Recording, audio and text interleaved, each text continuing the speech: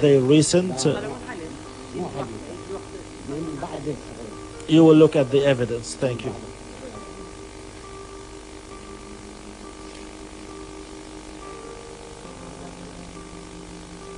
No other. Your Honor,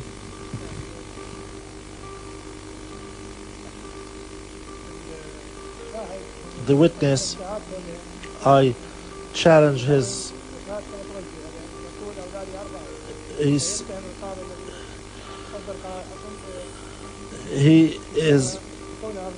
he's prejudiced because he has four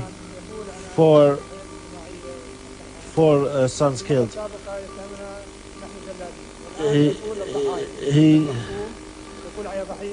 The prosecutor last time, he told us that we were the executors, and he calls the witnesses as victims. When Clinton hit Baghdad because Iraq was accused of trying to assassinate Bush, 400 missiles, and Iraqis killed, they're not victims. When another question?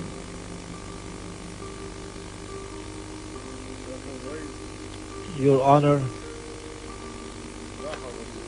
I noticed that the witnesses repeat the same language, and you as a professional judge and professional in law will leave the interpretation to you. In Syria they say this is the same song, so the saying goes that this is the same song, so those people are singing the same song. And this older gentleman, he says, we heard this is intelligence, but when we press him, he says, well, Mash'an came and another security person came. So where is the intelligence in all of that? The security apparatus, as I told you before in previous sessions, the security is independent. It's not part of the intelligence, and it doesn't belong to the intelligence. They say they took us to the security, and then they took us to the Samawa, and then sometimes they say they took us to the intelligence. This talk is not logical, is not accepted, not administratively, not scientifically.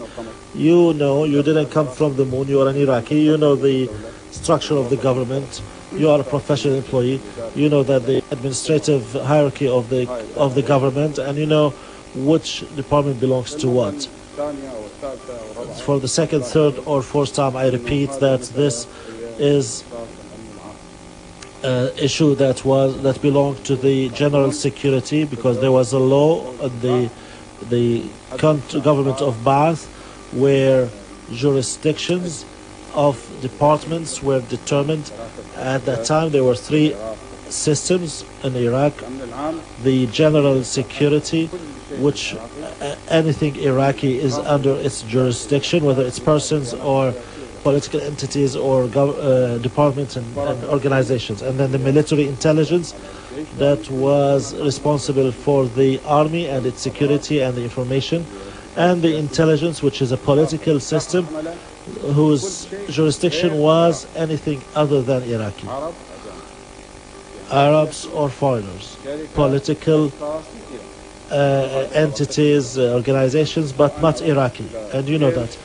I went to the jail, as I mentioned before, because I was at that time responsible for the security protection of the president.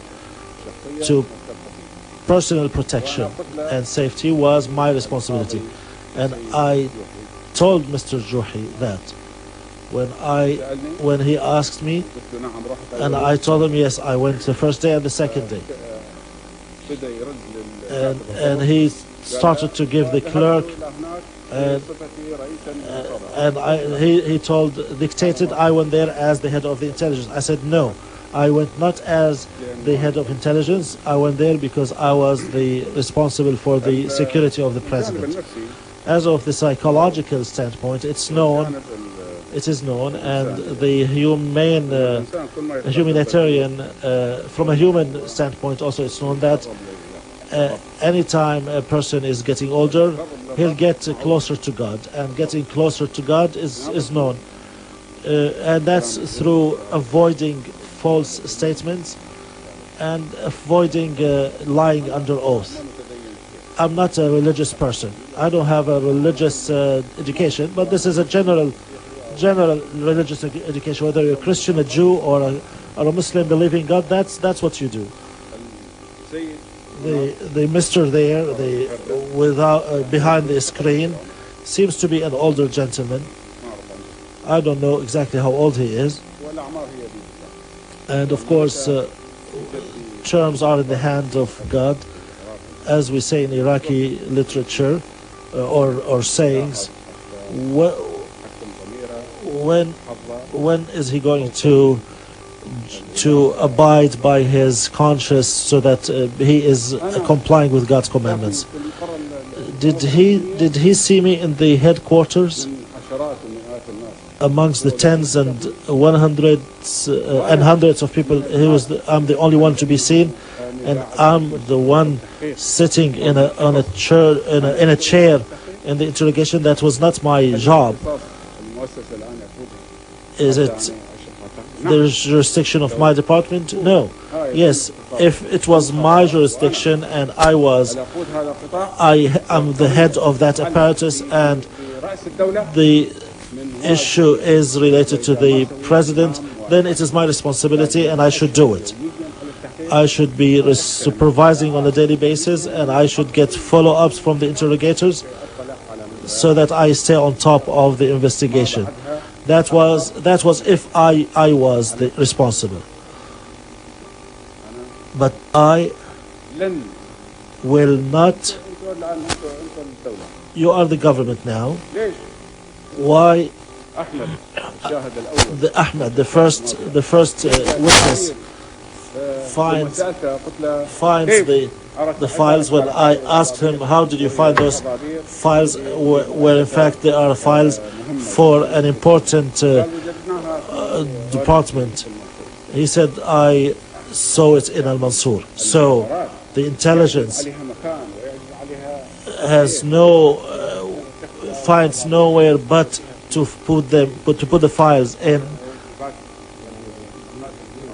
the warehouses in Mansour, so that this brother, you take it. Yes, okay. Then I'm not gonna argue that. I'm agreeing. I'll agree that he found it. But if he saw that, why did he not see a paper that was presented by an investigative judge or some director in the intelligence, that to the head of the intelligence, sir, we want your guidance, or we want your approval, or this or that. There was no such paper with a signature by me, or I challenge everybody to bring me one piece of paper that has my initials. Anything. Do you think that any evidence produced against you should be seen by the defendant? But we're not talking about the evidence or exhibits. Any exhibit will not be admissible unless it is presented to you. So when your turn comes to talk about those exhibits, and you have any comment, then you will be given. This is premature.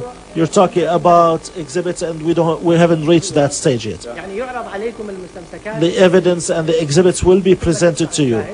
Just like you listen to the witness, you will also get to see the exhibits. Your Honor, the convictions are formed gradually. It's like a pond. It's a drop after a drop after a drop. Every day we're being told You and everybody else, every session, the same is being repeated, and nobody is challenging them. Yes. I'm telling you, this hierarchy, and it's an evidence at a time. I can tell you that it cannot be such a case, such a dangerous and serious case cannot come to my attention if I were the head of the intelligence. So he mentioned this respected person. He said he saw me in the headquarters of the party. How did he know?